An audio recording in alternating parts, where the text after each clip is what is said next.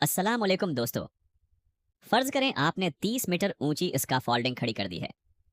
तमाम standards, ledgers, ट्रांसोम्स और breakings भी लग चुकी हैं, लेकिन अचानक तेज हुआ चलती है और पूरी स्काफोल्डिंग हिलना शुरू हो जाती है। सवाल यह है कि ऐसा क्यों होता है? क्योंकि एक बहुत अहम चीज गायब होती है, जिसे स्कैफोल्डिंग टाई कहा जाता है। आज की उस वीडियो में हम सीखेंगे स्कैफोल्डिंग टाई क्या होती है, ये क्यों लगाई जाती है, कितनी अकसाम होती हैं, टाई पैटर्न क्या होता है, इंस्पेक्टर कुछ चीजों को चेक करता है, इंटरव्यू में पूछे जाने वाले अहम सवालात। अगर आप स्कैफोल्डर, सुपरवाइजर या इंस्पेक्टर हैं, तो ये वीडियो आपके लिए इंतहाई अहम है। स्कैफोल्डिंग टाई क्या है? स्कैफोल्डिंग टाई एक ऐसा कंकशन है जो स्कैफोल्ड स्ट्रक्चर को किसी मजबूत और मुस्तकिल स्ट्रक्चर जैसे बिल्डिंग, कॉलम या कंक्रीट वॉल के साथ जोड़ता है। सादा अल्फाज में, स्कैफोल्ड टाई वो हिफाजती बंधन है जो स्कैफोल्ड को गिरने से बचाता है। स्कैफोल्डिंग टाई क्यों जरूरी है?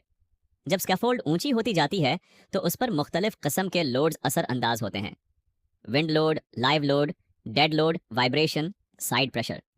अगर टाई ना हो तो स्कैफोल्ड बिल्डिंग से दूर झुक सकती है या कोलैप्स हो सकती है। इसीलिए स्कैफोल्ड टाई को स्कैफोल्ड सेफ्टी का सबसे अहम हिस्सा समझा जाता है। स्कैफोल्डिंग टाई की अकसाम, एक थ्रू टाई ये सबसे मजबूत टाई समझी जाती है। इसमें टाई ट्यूब इमारत के विंडो ओपनिंग या डोर ओपनिंग के जरिए गुजारकर अंदर से मजबूती से फिक्स की जाती है। फायदे: मैक्सिमम स्ट्रेंथ, बेहतरीन स्टेबिलिटी, हैवी ड्यूटी स्कैफोल्ड के लिए मौजों, 2 बॉक्स टाई ये कॉलम या पिलर के गिरद लगाई जाती है। इस्तेमाल: steel structure, concrete column, industrial plants. फायदे: मजबूत गिरफ्त, आसान इंस्टॉलेशन। 3, रिवील टाई ये विंडो ओपनिंग के अंदर लगाई जाती है। फायदे: जल्दी इंस्टॉलेशन, कम वक्त में फटंग नुकसान, थ्रू टाई जितनी मजबूत नहीं होती। 4, एंकर टी ये एंकर बोलेट या एक्सपेंशन बोलेट के जरिए वाल में फिक्स की जाती है। इस्तेमाल: refineries, power plants, industrial projects. फायदे: ज्यादा महफूज जदीद तरीका। टाई पैटर्न क्या होता है? टाई पैटर्न से मुराद स्कैफोल्ड पर टाइज की तरतीब है।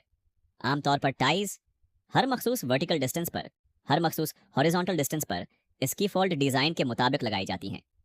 याद रखें, एंकरेक्ट टाई पैटर्न बराबर इन सेफ स्कीफोल्ड। अगर टाई ना लगाई जाए तो क्या होगा? स्कीफोल्ड बिल्डिंग से अलग हो सकती है, विंद लॉड बर्दाश्त नहीं कर सकेगी, स्ट्रक्चर कोलैप्स हो सकती है, शदीद हादसा पेश आ सकता है, जानी व माली नुकसान हो सकता है। इसीलिए किसी भी ऊंची स्कैफोल्ड को बगैर टाई के इस्तेमाल नहीं करना चाहिए। इंस्पेक्टर क्या चेक करता है? एक प्रोफेशनल स्कैफोल्ड इंस्पेक्टर हमेशा ये चीजें चेक करता है: टी मौजूद है या नहीं, सही जगह पर लगी है या नहीं, टी ट्यूब डैमेज तो नहीं, कॉपलर्स टाइट है या नहीं, टी पैटर्न डिजाइन के मुताबिक है या नहीं, एंकर महफूज तरीके से लगा हुआ है या नहीं। इंटरव्यू क्वेश्चंस और आंसर्स क्वेश्चन। एक, what is a scaffold tie? Answer: A scaffold tie is a connection used to secure the scaffold to a permanent structure and prevent movement or collapse. Question 2. Why are scaffold ties required? Answer: To provide stability and resist wind and lateral loads. Question 3. Which type of tie is considered strongest? Answer: Through tie. Question 4. What is the purpose of an anchor tie? Answer: To secure the scaffold directly to a wall using anchor bolts. Question 5. Can a high scaffold be used without ties? Answer: No.